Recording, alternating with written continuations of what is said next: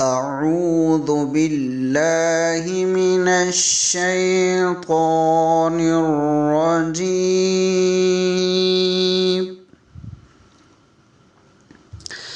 بسم الله الرحمن الرحيم.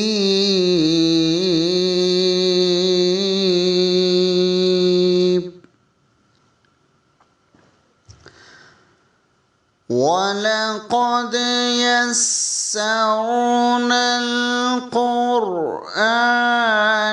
لِلذِّكْرِ فَهَلْ مِن مُّدَّكِرٍ. صدق اللہ العظیم.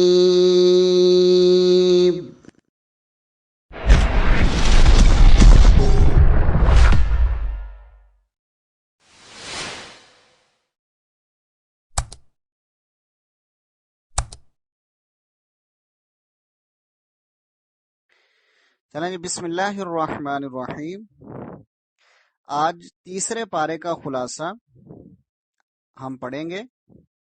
پہلے رکوع کے اندر اللہ تبارک و تعالی نے ارشاد فرمایا کہ نبی اور رسول مرتبے میں ایک دوسرے سے بڑھ چڑھ کر تھے.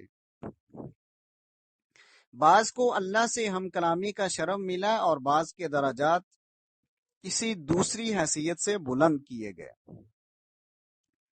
عیسیٰ علیہ السلام واضح دلیل کے ساتھ آئے اور ہم نے حضرت جبرائیل کے ذریعے ان کی مدد فرمائی.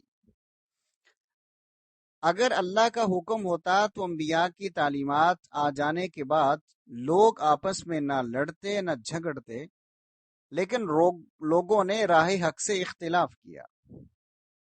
کوئی ماننے والا بن گیا اور کوئی کافر ہو گیا. یاد رکھو کہ ہر کام اللہ کی مرضی سے ہوتا ہے. ایمان والو، اللہ کے دیے ہوئے میں سے اس دن کے آنے سے پہلے اس کی راہ میں خرچ کرو جس دن نہ خرید و فروخت ہوگی، نہ کوئی دوستی کام آئے گی اور نہ سفارش چلے گی. پھر فرمایا کہ اللہ کے سوا کوئی معبود نہیں. یہ آیت الکرسی کا خلاصہ ہے.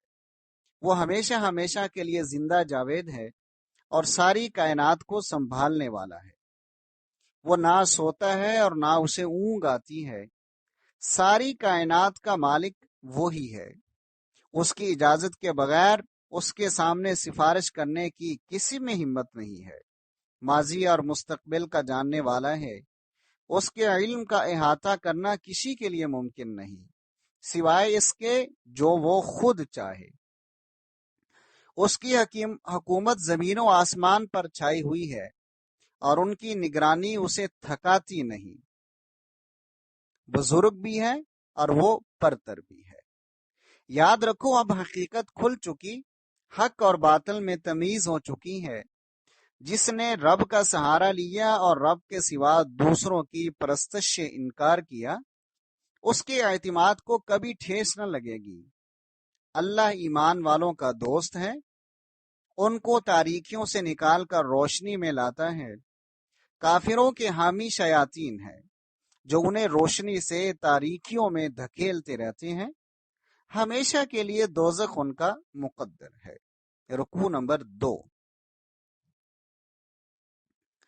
بادشاہ وقت نے حکومت کے زوم میں حضرت ابراہیم علیہ السلام سے رب تعالی کے بارے میں بحث کی. حضرت ابراہیم علیہ السلام نے فرمایا، زندگی اور موت میرے اللہ کے قبضے میں ہے. وہ کہنے لگا، میں بھی زندہ کر لیتا ہوں اور مارتا ہوں. حضرت ابراہیم نے فرمایا، میرا رب سورج کو مشرق سے طلوع کر کے مغرب میں غروب کرتا ہے. تجھے اگر خدائی کا دعویٰ ہے تو تو مغرب سے طلوع کر کے دکھا دے. یہ سن کر خدائی کا دعویٰ کرنے والا بادشاہ ششتر رہ گیا. پھر اس شخص کا واقعہ بھی قابل غور ہے جس نے ایک اجڑی بستی دیکھی تو حیران ہوا کہ اس کے باشندے دوبارہ کیسے زندہ ہو جائیں گے. اللہ نے حقیقت سے پردہ اٹھانے کے لیے اس پر موت وارد کر دی اور اس طرح 100 سال گزر گئے. پھر زندہ کر کے پوچھا کتنی دیر تم مرے رہے ہو؟ کہنے لگا بس یہی دن یا دن کا کچھ حصہ۔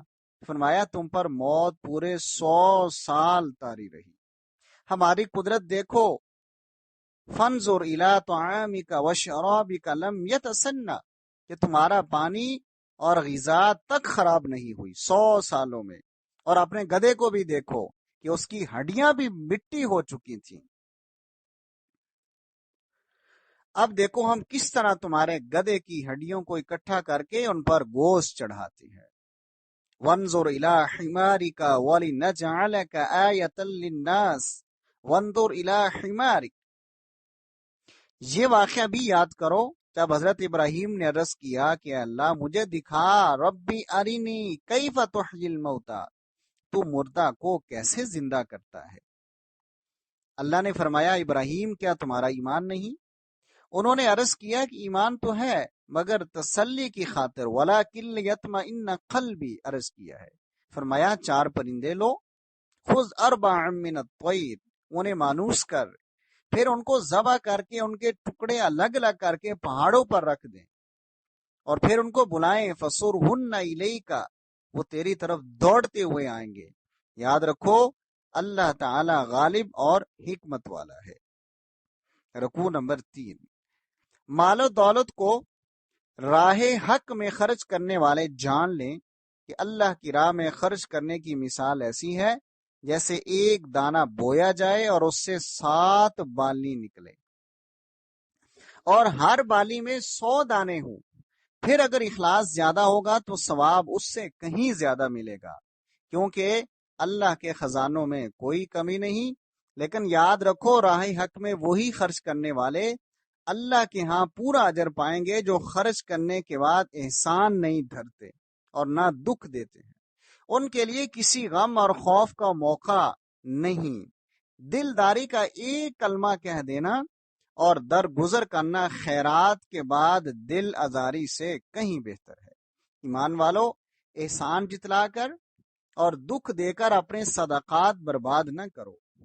جو شخص اپنا مال لوگوں کو دکھانے کے لیے خرچ کرتا ہے، اللہ اور آخرت پر ایمان نہیں رکھتا، اس کی مثال یوں سمجھو کہ کسی چٹان پر مٹی ہو، زور کی بارش آئے اور وہ ساری مٹی اور بیج کو وہ صاف کر کے رکھ دے۔ اس طرح ایسے لوگوں کی کمائی میں سے ان کے پلے کچھ بھی نہیں پڑے گا۔ اس کے برعکس اخلاص کے ساتھ خیرات کرنے والوں کی مثال ایسے ہے جیسے ایک بلند اور موزوں مقام پر باغ ہو، جب بارش ہوگی تو اس کی شادابی دگنی ہو جائے گی، اگر زور سے مینا نہ برسے تو ہلکی ہلکی پھوار بھی اسے سرسبز کر دینے کے لیے کافی ہے۔ گویا دل میں اخلاص ہوگا تو تھوڑی خیرات بھی برکت کا موجب بن جائے گی۔ ایمان والو، تم میں کون یہ بات پسند کرے گا کہ اس امید پر اپنی ساری عمر باغ لگانے میں لگا دے کہ اس کی پیداوار بڑھاپے میں کام آئے گی، لیکن جب بڑھاپا آ جائے اور بچے چھوٹے چھوٹے ہوں تو باغ پر آگ کا بگولا آ پڑے اور وہ دیکھے کہ سارا باغ جل کر ویران ہو گیا۔ یہی حال اس انسان کا ہے جو ساری عمر دکھاوے کی نیکیاں کرتا ہے اور سمجھتا ہے کہ آخرت میں کام آئیں گی، لیکن جب آخرت کا دن آئے گا تو دیکھے گا کہ اس کے دکھاوے کی ساری خیرات ضائع ہو جائے گی۔ رکوع نمبر 4، ایمان والو اپنی تجارت اور زمینی پیداوار میں سے راہ خدا میں خرچ کرو، اور جو ردی مال تم خود لینے کو تیار نہیں ہو وہ راہ خدا میں دینے کی جسارت نہ کرو۔ شیطان تمہیں راہ حق میں خرچ کرتے وقت غربت سے ڈراتا ہے کہ پیسے کم ہو جائیں گے، کیا کرو گے، کہاں سے کھاؤ گے، کما کے رکھو۔ لوگ کہتے ہیں کہ مستقبل کے لیے پیسہ اکٹھا کر کے رکھو، برے وقت کا کوئی پتہ نہیں، تو اللہ نے فرمایا نہیں، یہ شیطان کی چالیں ہیں۔ جس رب نے آج تمہیں مال و دولت دی ہے وہ کل بھی تمہیں دے گا، اس کے خزانوں میں کوئی کمی نہیں۔ اللہ تعالیٰ تو خرچ کرنے کی ترغیب دیتا ہے، اور پھر فرمایا حقیقی نفع نقصان کی سمجھ اس کی بہت بڑی عنایت ہے، جسے یہ نصیب ہو اس نے خیر پا لی۔ یاد رکھو جو کچھ بھی تم خرچ کرو گے یا نظر مانو گے وہ اللہ کے علم سے باہر نہیں۔ حسب موقع جس طرح چاہو اللہ کی راہ میں خرچ کرو، چاہے لوگوں کے سامنے دو اور چاہے چھپا کر دو، کیونکہ اصل چیز نیت کی درستگی اور اخلاص عمل ہے۔ پیغمبر کا کام صرف راہ دکھانا ہے، لوگ ہدایت قبول کر لیں تو ان کا اپنا فائدہ ہے، اگر کفر کی روش ترک نہ کرے تو پیغمبر پر کوئی ذمہ داری نہیں۔ راہ حق میں خرچ کرنا تمہارے اپنے ہی فائدے میں ہے، اللہ کی خوشنودی میں خرچ کرو گے تو پورا اجر پاؤ گے۔ اللہ کے بندو، اپنا مال ان ناداروں پر خرچ کرو جو راہ حق میں روک لیے گئے ہیں، اور وہ جو مانگنے کے لیے کسی کے پیچھے نہیں پڑتے، لا یسألون الناس الحافا، وہ پیچھے نہیں پڑتے بلکہ وہ گھر میں آرام سے عزت داری کے ساتھ بیٹھے رہتے ہیں۔ ناواقف ان کو خودداری کے باعث غنی سمجھتے ہیں، مگر ان کے چہرے دیکھ کر ان کی ناداری کا بخوبی اندازہ لگایا جا سکتا ہے۔ رکوع نمبر 5۔ دن رات کھلے چھپے خرچ کرنے والے اللہ کے ہاں بڑے اجر کے مستحق ہیں، مگر سودی کاروبار کرنے والے اللہ جل شانہ کی گرفت سے نہ بچ سکیں گے۔ روز آخرت ان کی حالت ایسی ہوگی جیسے وہ بار بار مر رہا ہے، کیونکہ یہ ظالم سود کو تجارت بتاتے تھے، حالانکہ سود حرام ہے اور تجارت حلال ہے۔ وَأَحَلَّ اللَّهُ الْبَيْعَ وَحَرَّمَ الرِّبَا، یاد رکھو جو سود لینے سے باز نہ آیا اس سے اللہ خود نپٹے گا۔ ایمان والے، نیک کردار، نماز ادا کرنے والے، زکوٰۃ دینے والے خوف اور غم سے آزاد ہوں گے۔ ایمان والو، اگر سود کی کچھ رقم کسی کے ذمے واجب الادا ہے تو وہ چھوڑ دو۔ اگر تم نے سود خوری ترک نہ کی تو تمہارے خلاف اللہ اور رسول کی طرف سے اعلان جنگ ہے۔ اگر تم توبہ کر لو تو اپنی اصل رقم وصول کرنے کا تمہیں حق حاصل ہے۔ اگر مقروض تم سے فراخ دستی تک مہلت مانگے تو اسے مہلت دے دو، اور اگر وہ بالکل ادائیگی کے قابل نہ ہو تو معاف کرنا ہی بہتر ہے۔ ڈرو اس دن سے جس دن اپنے رب کے حضور پیش ہوں گے، جہاں ہر کیے کا پورا بدلہ ملے گا۔ رکوع نمبر 6۔ مسلمانوں، جب کسی خاص میعاد کے لیے ادھار کا معاملہ کرنے لگو تو لکھ لیا کرو، ہر طرح کی لین دین کے لیے گواہ کر لیا کرو۔ اگر کوئی فریق نابالغ یا بے سمجھ ہو تو اس کی طرف سے اس کا سرپرست وکیل بن جائے۔ لکھنے والا دیانتداری کے ساتھ اپنا فرض انجام دے۔ گواہی کا چھپانا سخت گناہ ہے۔ گواہوں کو گواہی دینے سے ہرگز انکار نہیں کرنا چاہیے۔ لکھنے والے کو اور گواہ کو کوئی فریق نقصان نہ پہنچائے۔ اگر دو مرد گواہ نہ مل سکیں تو ایک مرد اور دو عورتیں گواہ بنا لی جائیں، تاکہ ایک بھول جائے تو دوسری یاد دلا دے۔ سفر کی حالت میں کوئی لکھنے والا نہ ملے، کوئی چیز گروی رکھ کر اس کا قبضہ قرض دینے والے کو دے دیا جائے۔ یاد رکھو، گروی رکھی ہوئی چیز اس کے اصل مالک کی ہے۔ قرض دینے والے کے لیے جائز نہیں ہے کہ مقروض کی طرف سے قرض ادا کرنے کے بعد اس گروی کی واپسی سے انکار کرے۔ رکوع نمبر 7۔ یاد رکھو، زمین و آسمان کی ہر شے کا مالک اللہ تعالی ہے۔ تمہاری کوئی کھلی یا کوئی چھپی بات اس سے مخفی نہیں۔ وہ تم سے ایک ایک چیز کا حساب لے گا، پھر جسے چاہے معاف کرے اور جسے چاہے سزا دے۔ رسول اللہ صلی اللہ علیہ وسلم اور ایمان والے اپنے رب کی طرف سے آئی ہوئی ہدایت پر ایمان رکھتے ہیں۔ ان سب کا اللہ پر، فرشتوں پر، آسمانی کتابوں پر اور رسولوں پر ایمان ہے۔ ایمان والے سب رسولوں کو مانتے ہیں۔ بعض کو ماننا اور بعض کا انکار کرنا ان کا شیوا نہیں۔ ان کا قول یہ ہے کہ ہم نے حکم سنا اور فرما برداری کی۔ الہی، ہم تیری بخششوں کے طالب ہیں۔ مسلمانوں، یاد رکھو، ہر شخص پر ذمہ داری اس کی حیثیت کے مطابق ہے۔ جو نیکی کمائے گا نیک پھل مل پائے گا، جو کوئی بدی سمیٹے گا اس کی سزا بھگتے گا۔ ایمان والو، رب سے عرض کرو، اے مولا، ہماری بھول چوک پر ہم سے مواخذہ نہ فرما۔ اے مالک، ہم پر وہ بوجھ نہ ڈالنا جو تو نے ہم سے پہلے لوگوں پر ڈالا۔ اے پروردگار، جس بوجھ کو اٹھانے کی ہم میں طاقت نہیں وہ ہم پر نہ رکھنا۔ ہمیں معاف فرما، ہمیں بخش دے، ہم پر رحم فرما۔ تو ہی ہمارا مولا ہے اور کافروں کے مقابلے میں ہماری مدد فرما۔ اس کے بعد سورہ آل عمران کا آغاز ہو جاتا ہے۔ سورہ آل عمران یہ تیسری سورہ ہے، رکوع نمبر 8۔ فرمایا زندہ وہ پائندہ رب جس کے سوا کوئی عبادت کے لائق نہیں، اسی نے قرآن مجید اتارا ہے، اسی نے تورات اور انجیل نازل کی تھی۔ قرآن کے نزول سے پہلے یہ کتابیں انسانیت کی رہنما تھیں۔ اب قرآن آ چکا، اس کے منکر اللہ تعالیٰ کے عذاب سے نہ بچ سکیں گے۔ زمین و آسمان کی کوئی چیز اس سے مخفی نہیں۔ ماں کے پیٹ میں جو خوبصورت شکلیں بنانے والا ہے وہ اللہ ہی ہے۔ کلام اللہ دو قسم کے احکام پر مشتمل ہے، ایک صاف صاف اور کھلے احکام، اور دوسرا وہ حقائق جن تک انسانی عقل کی رسائی ناممکن ہے۔ اہل ایمان کھلے اور صاف احکام پر عمل کرتے ہیں، اور جو حقیقتیں ان کی عقل میں نہیں آتی ان کو اسی طرح مانتے ہیں جیسے قرآن مجید میں ان کا ذکر ہوا ہے۔ وہ اللہ کریم سے دعا کرتے ہیں کہ اے اللہ ہمیں ہدایت دینے کے بعد ہمارے دلوں میں کجی نہ فرما، ربنا لا تزغ قلوبنا بعد اذ ہدیتنا وہب لنا من لدنک رحمۃ انک انت الوہاب۔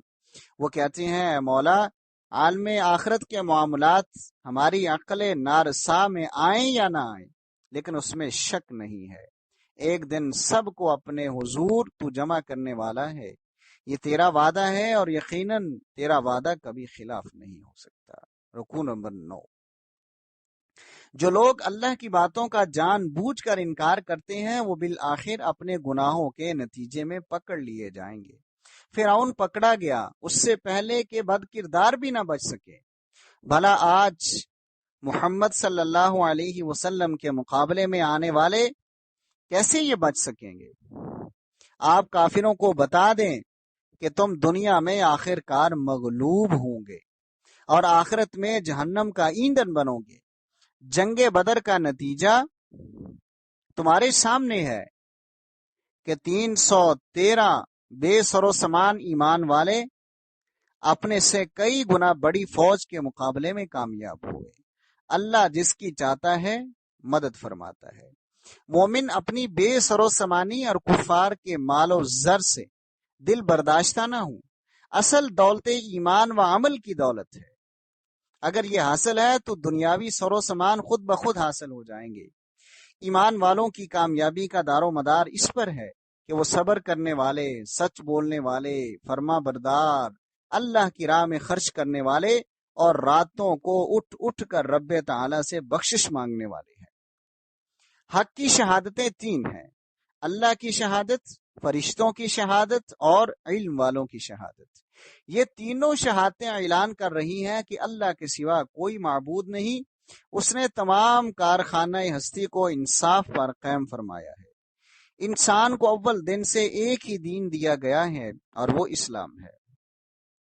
پہلی آسمانی کتابوں کے جھوٹے نام لیواؤں نے اپنی ناجائز اغراض کے باعث اسلام میں شبہات پیدا کیے ہیں۔ یہ لوگ سزا سے نہ بچ سکیں گے۔ آپ ان تک حق بات پہنچا دیں، یہ نہ مانیں گے تو اللہ ان سے نپٹے گا۔ آپ اعلان کر دیں کہ آپ خود اور آپ کے ماننے والے اسلام پر قائم ہیں۔ یہ لوگ اگر اسلام پر ایمان لے آئے تو ہدایت پا لیں گے، اگر نہ مانے تو آپ کا کام صرف حق بات پہنچا دینا ہے۔ رکوع نمبر 10۔ بلا شبہ اللہ کی آیات کے منکر رسول اور اولیاء اللہ کے قاتل دردناک عذاب کے مستحق ہیں۔ یہ لوگ دنیا و آخرت میں دونوں جگہ بے یار و مددگار رہیں گے۔ علماء یہود جس کتاب کو کتاب الہی مانتے تھے اور اس پر عمل کے مدعی تھے، جب انہیں اسی کتاب پر عمل کرنے کی دعوت دی گئی تو صاف پھر گئے، کیونکہ اللہ کے احکام پر عمل کرنا ان کی نفسانی خواہشوں کے خلاف تھا۔ ان کی جھوٹی دنیا داری نے ان کے دلوں میں یہ گمان پیدا کر دیا کہ ہم تو بہرحال نجات پائیں گے، جہنم میں نہیں ڈالے جائیں گے۔ حالانکہ اللہ کا قانون یہ نہیں دیکھے گا کہ کون کس نسبت سے تعلق رکھتا ہے، جس کا عمل جیسا ہوگا وہی اس نتیجہ اسے پیش آئے گا۔ عزت و ذلت، حکومت دینا اور حکومت چھین لینا، رات کی تاریکی اور دن کا اجالا، زندگی سے موت اور موت سے زندگی بخشنا، اللہ کا کام ہے، وہ جسے چاہے بے حد و حساب رزق عطا فرماتا ہے۔ ایمان والوں، کافروں کو اپنا دوست نہ بنائیں، ایسا کرنے والوں کا اللہ کے ساتھ کچھ سروکار نہیں۔ گناہ سے بچاؤ کے لیے کوئی تدبیر اختیار کر لو مگر اس کی اجازت سے۔ خوب یاد رکھو، اللہ تمہارے ارادوں اور نیتوں سے پوری طرح باخبر ہے۔ قیامت کے دن تمہارا ہر اچھا اور برا عمل تمہارے سامنے آ جائے گا۔ دیکھنا، آج کوئی غلط قدم اٹھایا تو کل پچھتاؤ گے۔ اللہ تعالیٰ بہت پہلے آنے والے عذاب سے ڈرا رہا ہے۔ رکوع نمبر 11۔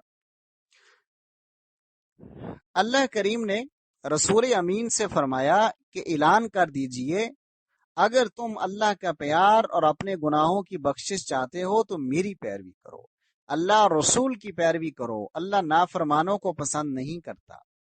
اللہ تعالیٰ نے آدم، نوح، ابراہیم علیہ السلام اور عمران کے خاندان کو منتخب فرما لیا۔ یہ سب ایک دوسرے کی اولاد تھی، اور یہ واقعہ بھی قابل ذکر ہے کہ جب عمران کی بیوی نے نظر مانی کہ جو بچہ میرے پیٹ میں ہے وہ اللہ کے لیے وقف کر دوں گی، لیکن جب بچی پیدا ہوئی تو وہ حیران اور پریشان ہوئی کہ بچی ایک لڑکے کی طرح کیسے ہو سکتی ہے۔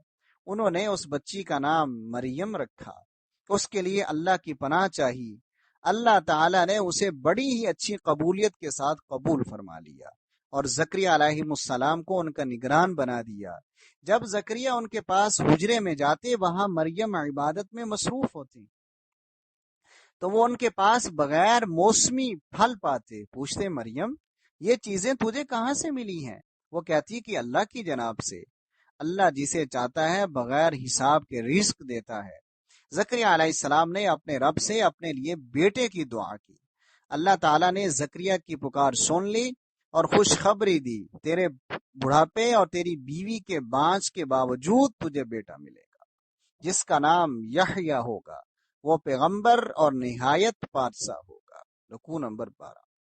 فرشتوں نے کہا کہ اے مریم، اللہ تعالیٰ نے دنیا بھر کی عورتوں کے مقابلے میں تجھے منتخب کر لیا ہے، تجھے پاک باز بنایا ہے۔ تجھے خوشخبری ہو کہ تو شوہر کے بغیر عیسیٰ علیہ السلام کی ماں بنے گی۔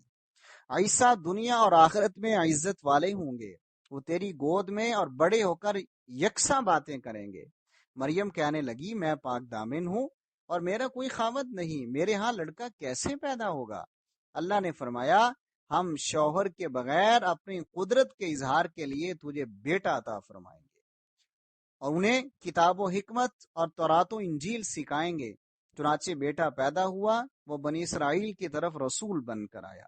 حضرت مسیح علیہ السلام پھونک مارتے تو مادر ذات اندھے بینا ہو جاتے اور کوڑی تندرست ہو جاتے۔ وہ تورات کی تصدیق کرنے والے بن کر آئے۔ انہوں نے لوگوں سے فرمایا کہ اللہ سے ڈرو اور میرا کہا مانو، مگر لوگوں نے انکار کیا۔ آپ نے لوگوں کو اللہ کے دین کی مدد کے لیے پکارا تو چند سچے انسانوں کے ان کی دعوت کو قبول کر لیا۔ پھر ایسا ہوا کہ یہودیوں نے مسیح علیہ السلام کے خلاف سازشیں کی، جبکہ اللہ جل شانہ کی تدبیریں سب سے بلند تر تدبیریں ہیں۔ رکوع نمبر 13۔ یاد تو کرو جب اللہ رب العزت نے اعلان فرمایا، میں عیسیٰ کو اپنی طرف اٹھا لوں گا اور تمہارے ہر کفر سے اس کا دامن پاک رکھوں گا، رہے کافر تو وہ عذاب کے مستحق ہوں گے اور ایمان والے پورا پورا اجر پائیں گے۔ عیسیٰ علیہ السلام کی مثال ایسے ہی ہے جیسے آدم علیہ السلام کو وہ مٹی سے پیدا کیے گئے، پھر اللہ تعالیٰ نے کن کا حکم دیا اور سب کچھ خدا کا ارادہ تھا، اسی کے مطابق فوراً وہ ہو گئے۔ یہ واقعات ہیں۔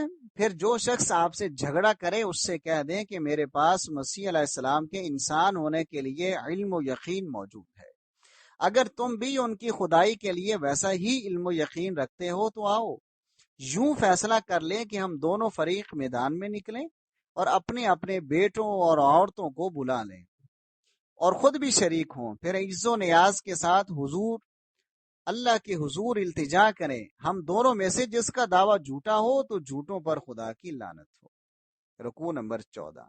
اہل کتاب سے کہا گیا کہ آؤ 3 باتوں پر اتفاق کر لیں جو ہمارے اور تمہارے درمیان مشترک ہیں۔ ان میں نمبر 1، خدا کے سوا کوئی عبادت کا مستحق نہیں۔ نمبر 2، اللہ وحدہ کے ساتھ کسی دوسری ہستی کو شریک نہ کیا جائے۔ نمبر 3، کوئی انسان کسی دوسرے انسان کو اپنے لیے معبود برحق کی طرح مقدس اور معصوم نہ بنا لے، کہ یہی حضرت آدم کا طریقہ تھا۔ یہودیت اور نصرانیت بعد کی پیداوار ہے۔ ابراہیم علیہ السلام یہودی یا نصرانی یا عیسائی نہیں تھے، بلکہ ایک رب کی عبادت کرنے والے سچے مسلمان تھے۔ ہمارے نبی صلی اللہ علیہ وسلم اور ان کے ساتھیوں کا طریقہ وہی ہے جو حضرت ابراہیم کا تھا۔ اہل کتاب کا ایک گروہ اہل حق کو گمراہ کرنا چاہتا ہے، حالانکہ یہ گروہ خود گمراہی میں مبتلا ہے۔ رکوع نمبر 15۔ یہودی دراصل حضور اکرم صلی اللہ علیہ وسلم سے نسلی تعصب رکھتے ہیں۔ اللہ تعالیٰ نے فرمایا کہ نبوت اللہ کے ہاتھ میں ہے، جس کو چاہتا ہے نبوت سے نوازتا ہے۔ اہل کتاب مسلمانوں کو گمراہ کرنے کے لیے کئی طرح کے حربے اختیار کرنے لگے۔ مثلا جھوٹ موٹ کچھ دیر کے لیے ایمان لے آتے، پھر دوسروں کو بد ظن کرنے کے لیے یہ کہہ کر مرتد ہو جاتے کہ ہمیں سمجھ آ گئی ہے کہ اس دین میں کئی خرابیاں ہیں۔ فرمایا گیا کہ یہ بددیانت گروہ ہے، ان سے ایمان لانے کی توقع فضول ہے۔ یہ لوگ کتاب الہی کی تلاوت کرتے وقت اپنی مرضی کی عبارتیں اپنی طرف سے شامل کر لیتے ہیں تاکہ عوام سمجھیں کہ یہ اللہ کی کتاب کا بیان ہے، حالانکہ وہ خدا کی کتاب کا بیان نہیں۔ ان کی اپنی گھڑی ہوئی باتیں ہیں۔ یاد رکھو، کسی کو یہ حق نہیں پہنچتا کہ وہ اپنے خود ساختہ حکموں پر لوگوں کو چلائے۔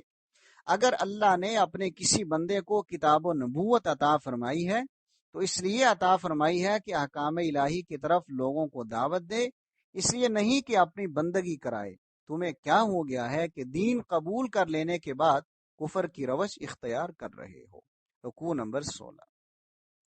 یاد تو کرو، اللہ جل شانہ نے انبیاء علیہ السلام کو کتاب و حکمت عطا فرمانے کے بعد ان سے وعدہ لیا تھا، جب بھی میرا رسول تمہاری تصدیق کرنے والا بن کر آئے تو تم اس پر ایمان لانا اور اس کی مدد کرنا۔